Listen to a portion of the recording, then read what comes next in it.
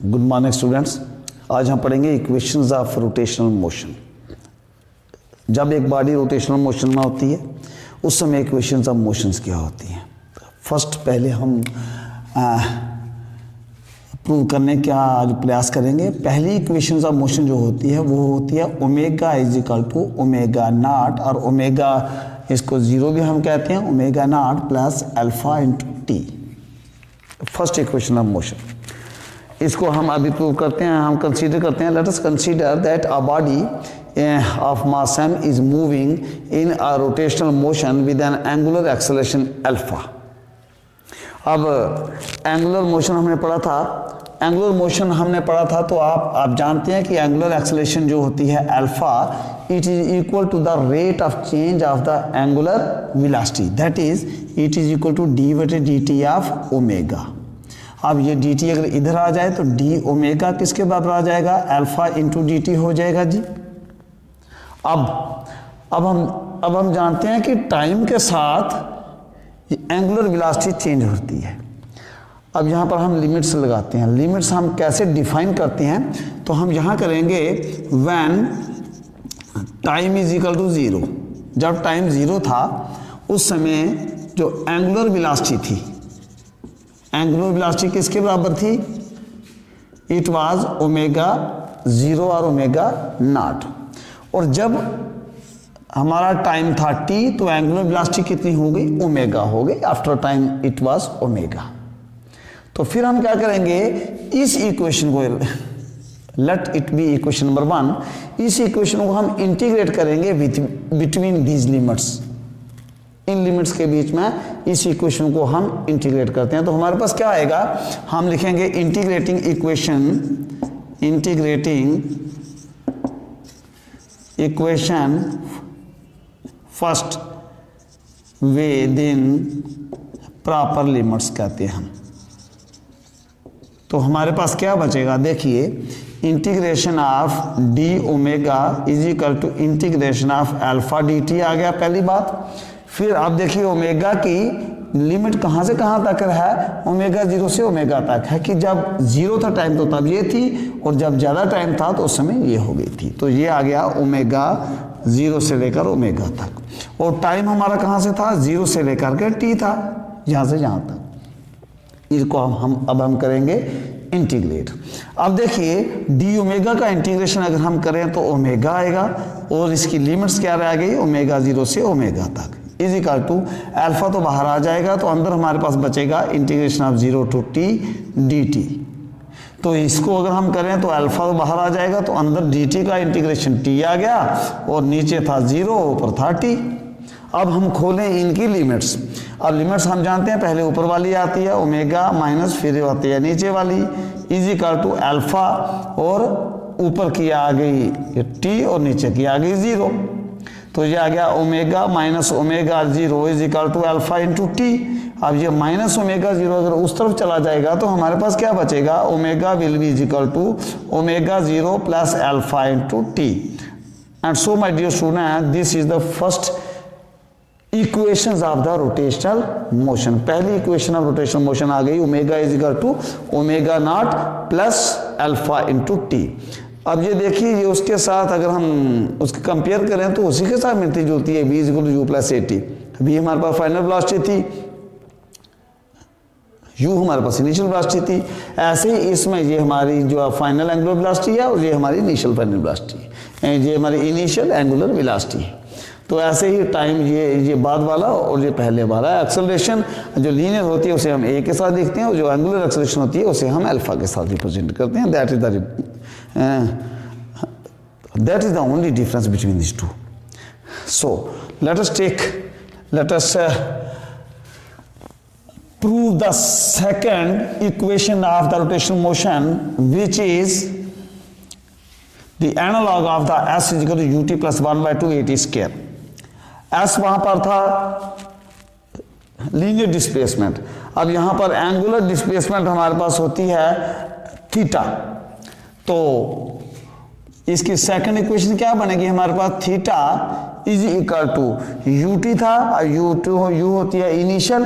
अब initial angular velocity हमारे पास है omega 0 T, omega 0 into T plus 1/2 AT square होता है, ये अल्फा इंटू टी की पावर 2 अल्फा टी स्क्वायर। ये हमारी second equation of the rotational motion है। अब इसको हम करते हैं वेरीफाई। स्टार्ट इसको करते हैं। हम जानते हैं कि जो ओमेगा होती है angular velocity, it is equal to the rate of change of the angular displacement, that is omega is equal to d/d t of theta. अब क्या करेंगे, इसको इधर ले आएंगे तो हमारे पास क्या आ जाएगा, d theta is equal to omega into d t आ जाएगा जी, ओमेगा इंटू डी टी। अब देखते हैं अब कि जब ये t चेंज होता है 0 से लेकर के t तक चेंज होता है, तो हमारी एंगुलर डिस्प्लेसमेंट कहां से कहां चेंज होगी। इसको लिखते हैं when time is equal to 0, then angular displacement क्या होगी जी,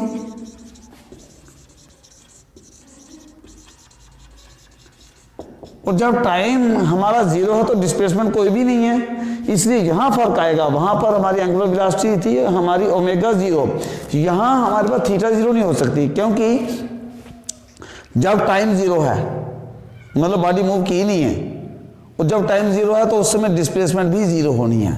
सो angular displacement will be equal to 0 and when time is equal to t then angular displacement is equal to theta. अब देखिए इसी को हम इनको यूज करके लिमिट्स को इंटीग्रेट करेंगे दिस इक्वेशन को, let it be equation number 2। अगर वो फर्स्ट थी उसको 2 मान के चलते हैं। Integrating equation second within these limits, तो हमारे पास क्या आ जाएगा, डी थीटा का integration is equal to integration of omega into d t, और हमारे पास लिमिट्स क्या रह गई, थीटा की है 0 से थीटा, और जो टी है इसकी है 0 से लेकर टी। अब जो डी थीटा का अगर हम करते हैं इंटीग्रेशन तो ये तो सीधा आ गया थीटा, और इसकी लिमिट्स है 0 से लेकर थीटा तक, इज इक्वल टू ओमेगा हम जानते हैं अभी अभी हमने किया, तो ओमेगा इज इक्वल टू किसके बराबर होता है, omega 0 plus alpha into T होता है इंटू डी टी। ठीक है जी। अब ये डी टी इसके साथ भी है इसके साथ भी है, तो अभी निकाल लेते हैं। तो ये जो थीटा को प्लस थीटा, ये ऊपर वाली लिमिट फिर नीचे वाली लिमिट, तो ये आ गया theta minus 0 is equal to integration of 0 to t omega 0 d t आ गया पहले इसके साथ, और plus integration of 0 to t alpha t into d t आ गया। ठीक है जी। अब ये थीटा माइनस 0 आ जाता है, थीटा इज इक्वल टू, अब integration of 0 to t omega 0 आ जाएगा बाहर, अंदर क्या बचेगा, omega 0 integration of 0 to t into d t आ जाएगा, यहां पर यही बचा, और प्लस यहां से अल्फा बाहर आ जाएगा, तो अंदर 0 टू टी हमारे पास बचेगा टी इंटू डी टी, ये टी इंटू डी टी।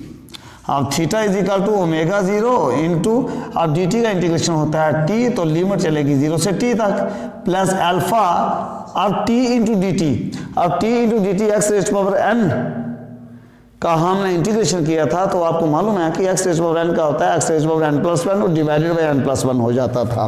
तो यहाँ टी की रेज़ पावर 1 है, तो हमारे पास क्या आ जाएगा, टी की raise power 1 plus 1 is equal to 2 divided by 2, और इसकी लिमिट 0 से लेकर टी तक। तो theta is equal to omega 0 into t minus 0 is equal to t आ जाएगा, प्लस अल्फा इंटू, अब यहाँ आ जाएगा टी स्क्वायर डिवाइडेड बाई 2, पहले ऊपर वाली लिमिट और नीचे 0 आ जाएगा उसके बाद, तो ये आ जाएगा theta is equal to omega 0 t plus alpha into t square by 2 है, अल्फा टी स्क्वायर, और मैं यहाँ ऐसे लिख सकता हूँ 1/2 alpha t square. And so my dear student, this was the proof of the second equation of rotational motion, that is theta is equal to omega 0 to t plus 1/2 alpha t square। अब तीसरी equation की बात करते हैं। तीसरी equation हमारे पास अगर आपको याद हो तो ट्रांसलेशन मोशन में थी v square minus u square is equal to 2as, where v square and u square are the final and the initial velocity, a is the acceleration and s is the linear displacement। so angular acceleration हमने क्या कहा, अच्छा पहले यहाँ लिख लेते हैं, ये हमारी थर्ड इक्वेशन है। तो हमारी v स्क्वायर होती है v होती है हमारी फाइनल, और फाइनल एंगुलर वेलोसिटी को हम लिखते हैं ओमेगा के साथ, ये ओमेगा स्क्वायर आ जाएगा, माइनस इनिशियल आती है omega zero square is equal to 2 into a alpha होता है इसमें एक्सेलरेशन, और इसमें जो डिस्प्लेसमेंट होती है that is theta, and therefore omega square minus omega zero square is equal to 2 alpha theta. इसको हम प्रूव करते हैं। इसको हम स्टार्ट करते हैं एक्सेलरेशन के साथ। एक्सेलरेशन किसके बराबर होती है? अल्फा इज इक्वल टू किसके बराबर होती है? डी बटे d t of omega, that is acceleration is equal to rate of change of the angular velocity. तो इसको क्रॉस मल्टीप्लाई कीजिए, ये इधर आ जाएगा तो d omega is equal to alpha into d t आ जाएगा। अच्छी बात है जी।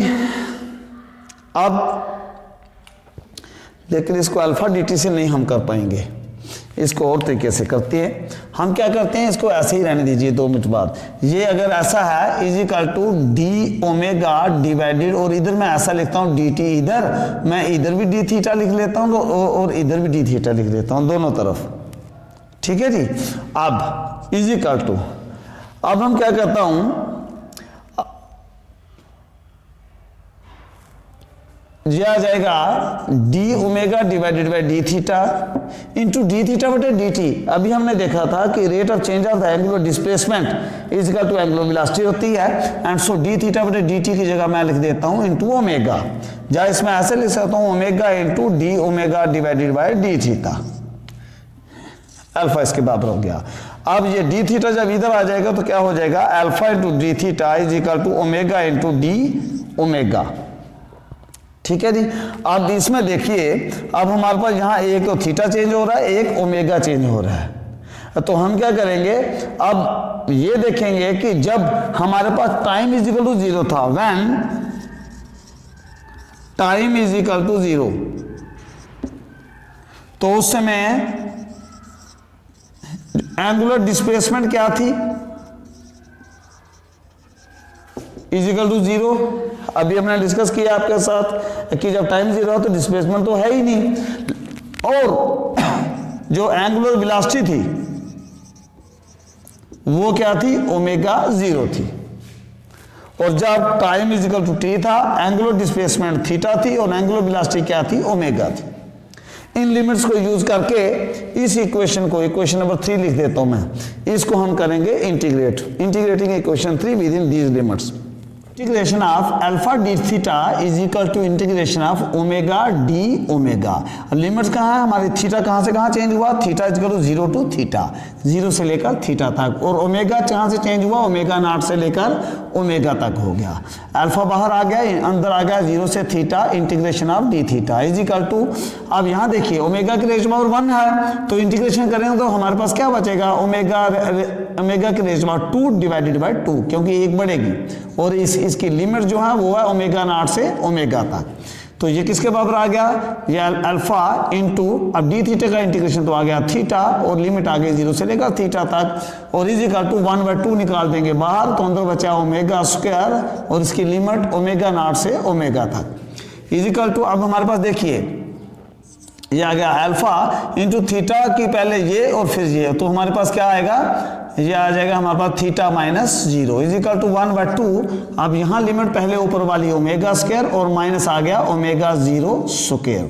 अब ये 2 इधर आ सकता है, तो theta minus 0 is equal to theta, so ये आ गया 2 alpha theta is equal to omega square minus omega 0 square. अब हम इसको थोड़ा अच्छे से ऐसे करके लिख सकते हैं, इसको इधर और इसको इधर लिख लेते हैं, omega square minus omega 0 square is equal to 2 alpha theta. And so my dear students, this was the third equation of the rotation motion which was supposed to prove. तो आई होप अच्छे से दिमाग में बैठ गया होगा, लेकिन even if आपको फिर भी कोई कंफ्यूजन रह गया हो तो कमेंट बॉक्स में जरूर लिखें।